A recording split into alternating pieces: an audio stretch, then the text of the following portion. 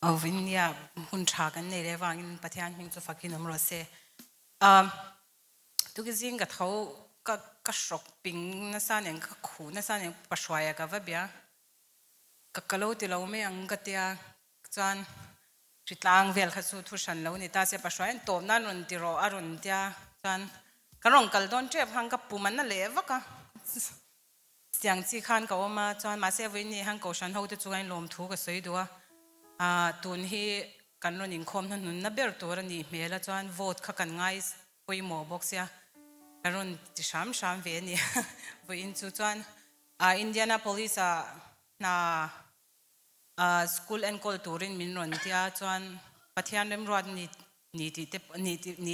na ni ti po kan ringa in po kha single house min ron offer utilities ya kan choi don rent point ma pe ngai don lo an tia chu pathian min shwai na ning kan sia kan pem dona helai kan chung zongin caution hote min du sakna alom thu kan soi do ni vanram ti karon sang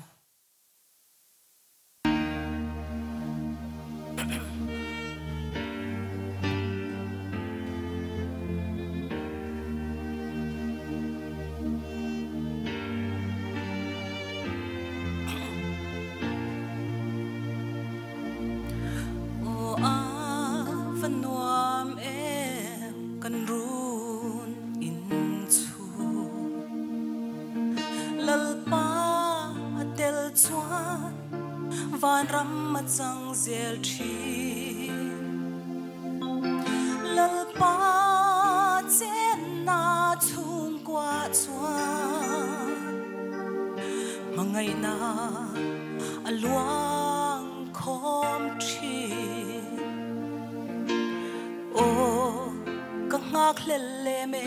van ram thlen hu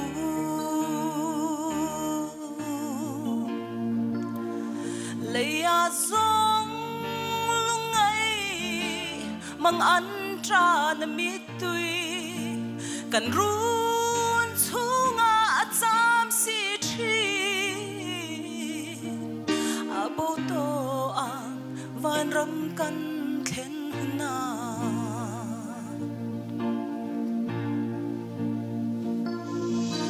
tuna kan chung kwa đâm kim tơ lâu cần lu lệ si thi xóa na khur thu cả hiền xóa na reng ôm to lâu nam mu cả ngày dual thi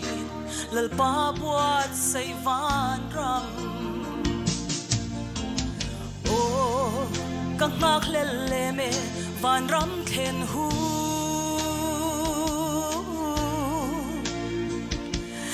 leia zong lungai mang an tra na mi tui kan run chunga cham si thi abo to ang van ram kan thlen hu na Van Ram, oh Van Ram,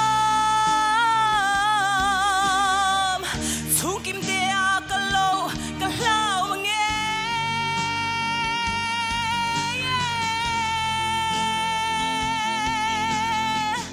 Van Ram, oh Van Ram.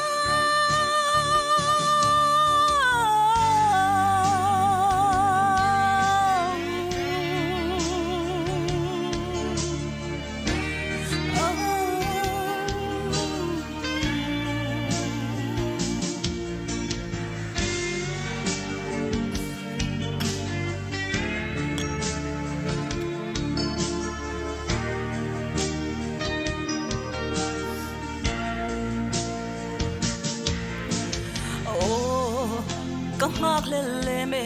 van ram thlen hu